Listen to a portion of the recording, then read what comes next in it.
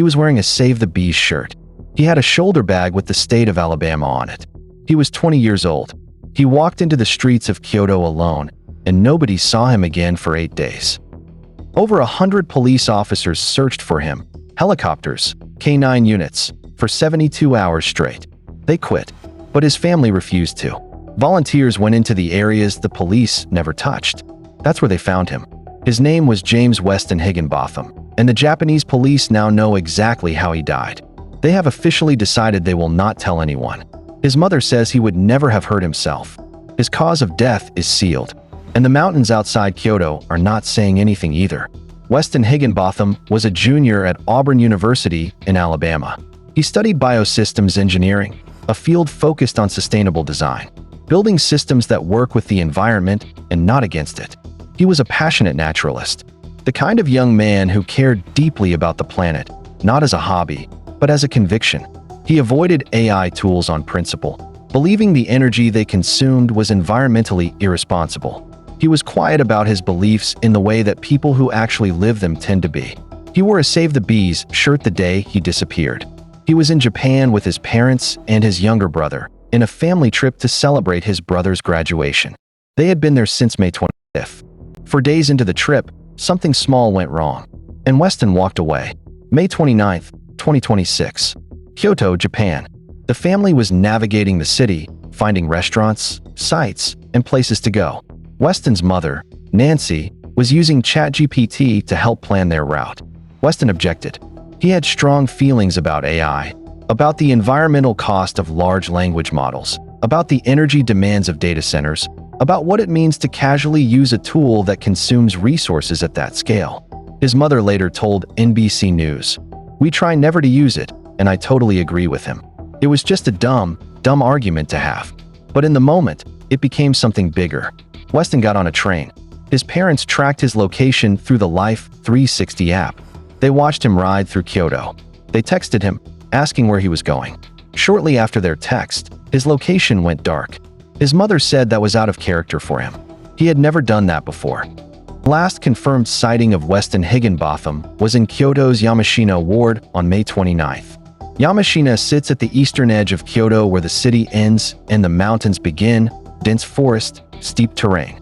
The kind of place that is beautiful from a distance and unforgiving up close. A trail camera captured him walking toward the wooded slopes. That was the last image anyone has of him. On June 2nd, Japanese police decided to search the forest based on that camera footage. That night a typhoon hit. Wind and heavy rain forced the search to pause.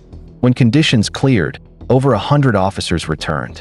K9 units, helicopters, and 72 hours of active searching across the densely wooded Yamashina Mountains. On Friday, June 5th, they ended the search, without finding him. They announced they were suspending operations, but Weston's family announced they were not. While Japanese police stood down, the Higginbotham family hired their own search and rescue team. They recruited local volunteers. They coordinated with residents who knew the terrain. They focused specifically on areas of the Yamashina forest that police had not searched. On Saturday, June 6th, less than 24 hours after police suspended the search, the volunteers found him. At 2:35 p.m. local time, in the mountainous Yamashina area, Weston Higginbotham's body was located, in a place the police had not looked. His mother posted on Facebook, "Our family is heartbroken to share that Weston was found deceased by a volunteer search and rescue group in a mountainous area outside of Kyoto. The grief we feel is impossible to put into words." Over 100 officers, helicopters, K9 units, for 72 hours. They searched. They quit. Volunteers hired by a grieving family found him the next morning, in the areas police never touched. After Weston's body was recovered, Kyoto police issued a statement. They confirmed his death. They said, "No foul play is suspected." And then they said something that stopped his family and the entire internet cold. They will not disclose the cause of death. Not now. No pending further investigation. No subject to review. They will not release it. No cause of death. No timeline of his final hours. No medical details. No explanation for why a healthy 20-year-old was found dead in a mountain forest outside Kyoto 8 days after he walked away from his family. Officials in Kyoto have been notably restrained in public.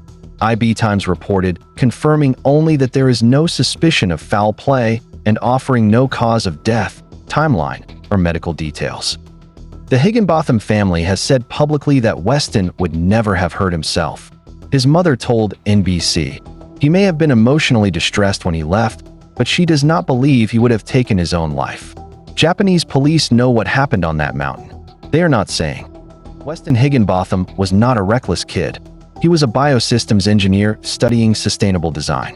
A young man who cared so much about the natural world that he objected to using a chatbot on a family vacation, not to be difficult, but because the principle to him. He wore a Save the Bees shirt the day he disappeared. He had a shoulder bag with the state of Alabama embroidered on it. He was the kind of person who carries something that reminds him where he comes from.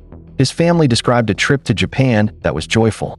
The family had been traveling since May 25th, for days before he disappeared. They were there to celebrate his younger brother's graduation. This was supposed to be a celebration. His mother told NBC that the ChatGPT argument was small, that she agreed with him, that in any other context it would have dissolved in minutes. "It was just a dumb argument to have," she said. He was 20 years old. He walked into a mountain forest outside Kyoto, and nobody officially will tell his family why he didn't come back out. Let's talk about the search, because it matters. Japanese police launched a major operation.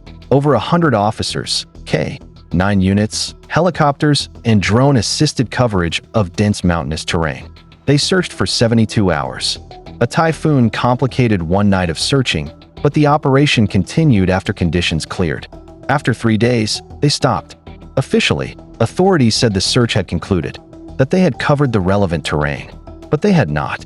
The volunteer team hired by Weston's family found his body the very next morning in areas of the Yamashina forest that police had not searched. Not difficult terrain that was inaccessible, not areas outside the search parameters. Areas the official operation simply had not covered.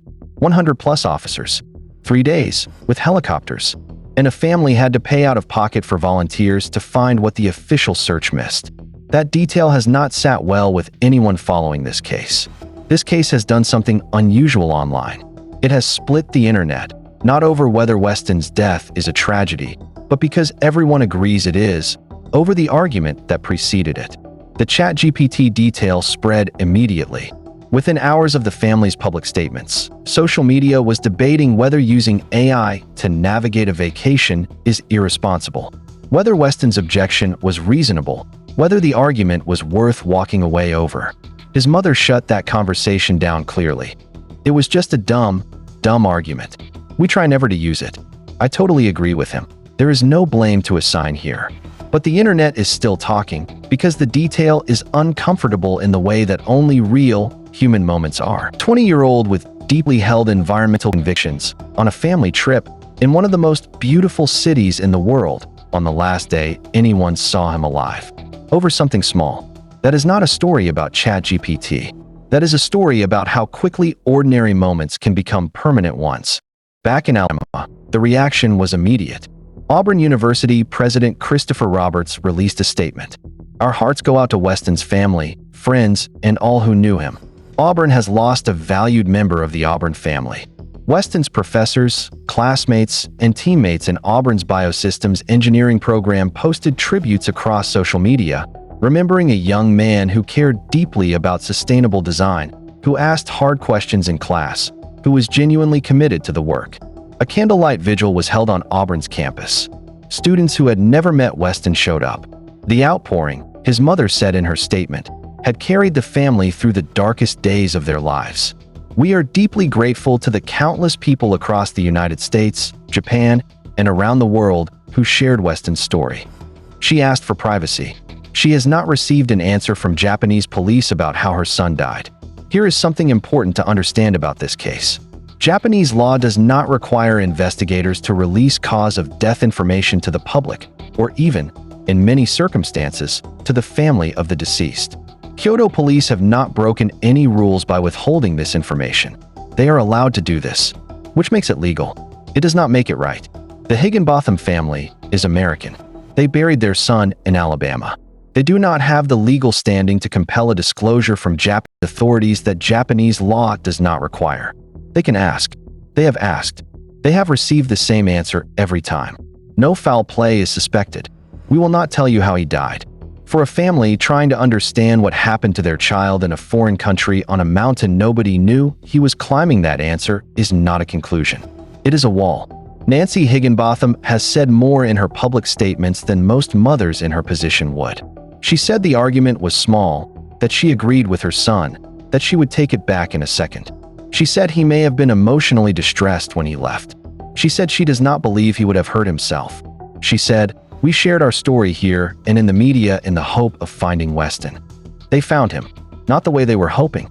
She said, "We are forever grateful for the time we had with our sweet, precious Weston, but cannot begin to understand what life without him will be like." She said, "We will always love you, Weston." And then she asked for privacy. She is grieving her son. She is doing it without knowing how he died.